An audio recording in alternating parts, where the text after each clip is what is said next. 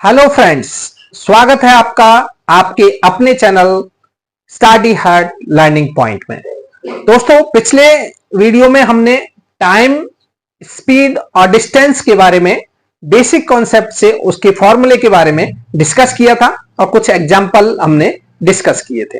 आज हम उसी सीरीज में कुछ नए एग्जाम्पल्स के साथ में आए हैं। तो फ्रेंड्स, स्टार्ट करते हैं फर्स्ट क्वेश्चन से। एक रेलगाड़ी 48 किलोमीटर प्रति घंटे की चाल से यात्रा पूरी करने में 50 मिनट का समय लेती है। यात्रा 40 मिनट में पूरी करनी हो तो उसे किस गति से चलना होगा। तो फ्रेंड्स, हमने फॉर्मूला ऑलरेडी पढ़ चुके हैं कि चाल बराबर दूरी बटा समय। यह फॉर्मूला आपको हमेशा याद रखना, चाल बराबर दूरी बटा समय। यहां पे दोस्तों क्या कह रहा है कि 48 किलोमीटर प्रति घंटे की चाल से अगर वो चलती है रेलगाड़ी तो 50 मिनट में दूरी तय करती है। अब वो कह रहा है कि यात्रा 40 मिनट में पूरी करनी है। मान लीजिए यहां से यहां तक उसको दूरी तय करनी है, उसे अब 40 मिनट में तय करना है। कहने का मतलब यहां पे दूरी क्या है, निश्चित दूरी है, कांस्टेंट है दोनों कंडीशन में। एक कंडीशन में तो कह रहा है कि 48 किलोमीटर प्रति घंटे की चाल से वो 50 मिनट में इस दूरी को तय कर लेती है। अब कह रहा है कि 40 मिनट में उसको पूरी करवाना है।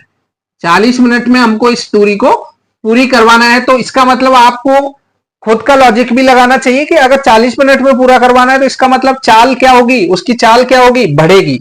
48 दी है तो इसका मतलब कुछ ज्यादा चाल से चलना पड़ेगा उसको। देखिए किस तरीके से सॉल्व करेंगे। इसके मैं आपको दो तरीके बताऊंगा दोस्तों। दो तरीके कौन कौन से हैं, देखिए। एक सिंपल तरीके से जो अपन ने डिस्कस किया है, चाल बराबर क्या होता है, दूरी बटा समय।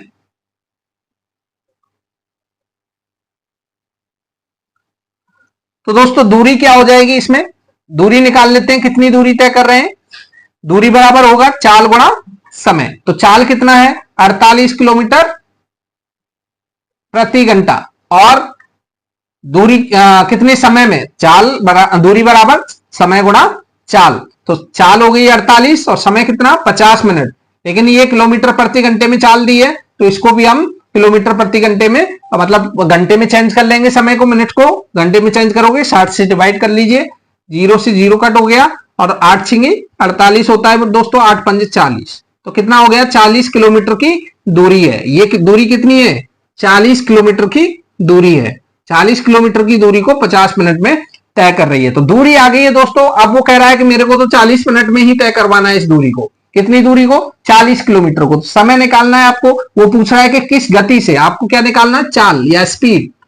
पूछ रहा है कि अगर 40 किलोमीटर की दूरी को 40 मिनट में तय करवाना है तो किस स्पीड से उसको चलना होगा। तो दोस्तों स्पीड निकालने की, चाल बराबर दूरी बटा समय। तो चाल निकाल लीजिए, किस स्पीड से चलना होगा 40 मिनट में इसको पूरी करने के लिए।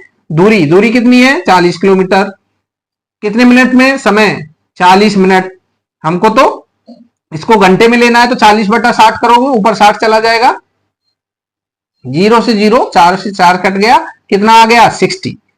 तो कितने किलोमीटर पर घंटा चलना पड़ेगा उसको, 60 किलोमीटर प्रति घंटे की चाल से चलना होगा, जिससे वो 40 मिनट में इस 40 किलोमीटर की दूरी को तय कर पाएगा। तो दोस्तों दूसरा एक शॉर्टकट देखिए, इसमें क्या है, आपको पता है कि दूरी क्या है, कांस्टेंट है। तो दूरी बराबर क्या होता है, चाल गुणा समय। तो दो वेरिएबल हैं तो दोनों कंडीशन में दोनों सेम रहेंगे। तो S1 स्पीड पर टाइम है T1 और S2 स्पीड पे मान लीजिए टाइम है T2। तो S1 T1 equal to S2 T2 से भी आप कर सकते हो। तो S1 क्या दिया है, S1 का मतलब है पहली कंडीशन में चाल कितनी है, 48। पहली कंडीशन में समय कितना है, 50 मिनट। आप आवर्स में लिख लीजिए भले, कोई दिक्कत नहीं है, 50 बटा 60।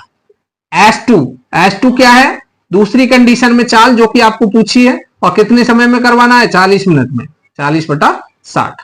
तो दोस्तों 60 से 60 तो इसमें कैंसिल हो गया, और S2 की वैल्यू निकाल लीजिए यहां से, 48 बटा 40 गुणा 50। तो क्या आ जाएगा दोस्तों, 0 से 0 कट हो गया, 4 छिंगे 8 छिंग, ये 4 का भाग दीजिए, 4 एकन 4, 4 दूनी 8, तो 12 पंजे 60। तो क्या आंसर आ गया, 60 किलोमीटर प्रति घंटा। तो ये दो तरीके से मैंने आपको बताया। दोस्तों इसी सीरीज में देखिए नेक्स्ट क्वेश्चन देखिए, सेकंड नंबर क्वेश्चन थोड़ा डिफरेंट क्वेश्चन है लेकिन बहुत ही अच्छा क्वेश्चन है। समान चाल से गतिमान 200 मीटर और 100 मीटर लंबाई की दो रेलगाड़ियां स्टेशन पर खड़े व्यक्ति, देखिए यहां पे क्या आया है व्यक्ति, और व्यक्ति का हमने बताया कि व्यक्ति की जो चौड़ाई है ट्रेन की लंबाई के कंपैरिजन में नेग्लिजिबल मानते हैं, को पार करने में क्रमशः 6 सेकंड और 5 सेकंड का समय लेती हैं यदि ये दोनों विपरीत दिशा में गतिमान है। ये भी एक चीज आपको कंसीडर करने की जरूरत है दोस्तों। आपने कभी देखा होगा अगर ट्रेन विपरीत दिशा में गति करती है तो आप अगर किसी एक ट्रेन में बैठे हो तो आपको तेज गति से जाती हुई ट्रेन नजर आती है। तो इसका मतलब ये है कि अगर हम दोनों की सापेक्ष गति, इसमें क्या रिलेटिव मोशन का कॉन्सेप्ट आएगा दोस्तों कि सापेक्ष गति कैसे निकालते हैं। अगर कोई दो वस्तुएं एक दूसरे के विपरीत दिशा में गति करती हैं तो सापेक्ष गति का कॉन्सेप्ट आता है, और अगर दूसरे एक दूसरे के विपरीत में तो वो ऐड होके सापेक्ष चाल इस कंडीशन में हम निकालते हैं। तो देखिए तो एक दूसरे को पार करने में कितना समय लेंगी, तो सबसे पहले अपन दोनों की चाल निकाल लेते हैं दोस्तों। अपन को मीटर उनकी लंबाई दी है और कितने सेकंड में एक दूसरे को वो मतलब व्यक्ति को पार कर रही है। मान लीजिए व्यक्ति खड़ा है और उसको पार करने में फर्स्ट रेलगाड़ी कितना टाइम ले रही है, 6 सेकंड ले रही है। तो इसका मतलब अपन सापेक्ष चाल दोनों की निकाल देते हैं जो कि ऐड होगी। सापेक्ष चाल क्या हो जाएगा इसमें, सापेक्ष चाल देखिए फर्स्ट ट्रेन की चाल क्या हो जाएगी दोस्तों, चाल बराबर दूरी बटा समय। तो कितने मीटर, 200 मीटर। ट्रेन की लंबाई लेंगे क्योंकि व्यक्ति की लंबाई या चौड़ाई तो अपन नेग्लिजिबल मानते हैं, तो ट्रेन की लंबाई 200 मीटर है और 200 मीटर को कितने सेकंड में, क्रमशः 6 सेकंड में। तो 6 प्लस आप ऐड कर दीजिए दूसरे की चाल कितनी है 100 मीटर लंबाई को कितने सेकंड में, 5 सेकंड में। तो 5 से आप प्लस कर दीजिए डिवाइड करके। आप देखिए एलसीएम क्या आ जाएगा, 6 पंजे 30 एलसीएम आ गया दोस्तों इसका। और 30 जब एलसीएम आएगा, देखिए एक चीज और देखिए अपन को क्या मीटर पर सेकंड में ही चलना है इसमें। तो 30 क्या आ गया इसका एलसीएम आ गया, तो 6 पंजे 30, 5 दूनी 10, 6 पंजे 30, तो 5 दूनी 10, 1000 हो गया, प्लस 5 छिंगे 30 और 600 हो गया, ये हो गया 1600, और 1600 डिवाइड बाई 30, तो 0 से 0 कट हो गया दोस्तों। 160 डिवाइड बाई 3 क्या आ गया, ये मीटर पर सेकंड। क्या आ गई, ये सापेक्ष चाल आ गई दोनों ट्रेन की। तो देखिए सापेक्ष चाल को लेते हुए ही आगे क्वेश्चन सॉल्व होगा। अब यदि दोनों विपरीत दिशा में गतिमान हो तो एक दूसरे को पार करने में कितना समय लगेगा। तो दोस्तों एक दूसरे को पार करने के लिए मान लीजिए 200 मीटर की ट्रेन इधर जा रही है और 100 मीटर की ट्रेन इधर आ रही है, 100 मीटर की ट्रेन इधर आ रही है, तो दोनों पार करेंगे तो ये तो 200 मीटर जाएगी और ये इधर 100 मीटर जाएगी, ये 100 जाएगी और ये 200 जाएगी। और पार कब पर कर पाएंगे, जब ये दोनों मिला के 300 मीटर दूरी तय कर लेंगी। तो 300 मीटर टोटल दूरी हो गई और पार करने में कितना समय लिया, तो समय बराबर क्या आ जाएगा दोस्तों, समय बराबर हो जाएगा दूरी बटा चाल, दूरी बटा चाल। तो दूरी कितनी है दोस्तों जो अब तय करनी है, 300 मीटर, दोनों को जोड़ देंगे तो 300 मीटर, और ये आ गया 160 मल्टीप्लाइड बाई 3।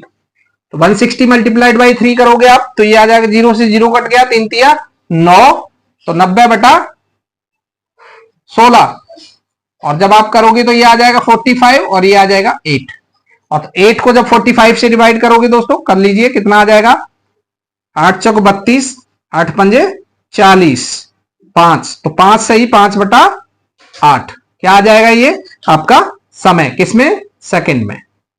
तो इतने सेकंड में ये दूरी मतलब ये ट्रेन एक दूसरे को पार कर पाएंगे। दोस्तों नेक्स्ट क्वेश्चन देखिए, इस टाइप का क्वेश्चन भी एग्जाम में पूछा जाता है। 90 किलोमीटर प्रति घंटे की चाल से चलती एक रेलगाड़ी एक पुल को 2.5 मिनट में पार करती है, तो पुल की लंबाई क्या है। तो दोस्तों ये ऑप्शन भी दिए हैं आपको, किस तरीके से करेंगे देखिए। मान लीजिए ये पुल है, मान लीजिए ये पुल है, अब पुल की लंबाई आपको पूछिए, मान लीजिए P उसकी लंबाई है, 90 किलोमीटर की चाल से रेलगाड़ी इसको 2.5 मिनट में पार कर रही है। तो रेलगाड़ी कब पार करेगी इसको, जब यहां पे आ जाएगी। मान लीजिए ये रेलगाड़ी की लंबाई T है, ट्रेन की लंबाई T, और ये पार कर गई यहां पे कितने मिनट में? 2.5 मिनट में। और 2.5 मिनट का मतलब क्या हो गया दोस्तों? 2.5 मिनट का मतलब क्या हुआ? 2.5 मिनट का मतलब हो गया 60 60 120 और 30, 120 30 150 सेकंड हो गया। कितना हो गया? 150 सेकंड में ये इस पुल को पार कर रही है। देखिए पूछा क्या है, पुल की लंबाई पूछी है।